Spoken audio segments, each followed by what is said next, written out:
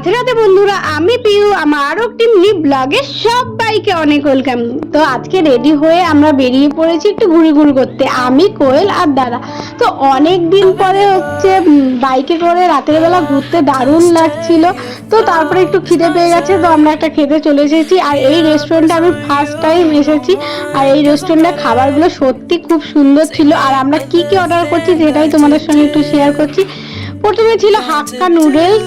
তো এই নুডলসটা সত্যি দারুণ খেতে ছিল, তো আমরা এখানে খেয়ে নিচ্ছি আর প্রচুর খুনসুটি করেছি, মজা করেছি। তারপরে ছিল মিক্সড ফ্রাইড রাইস, আর এটা চিকেনের কি একটা ছিল, মানে রেসিপির নামটা আমার ঠিক মনে নেই।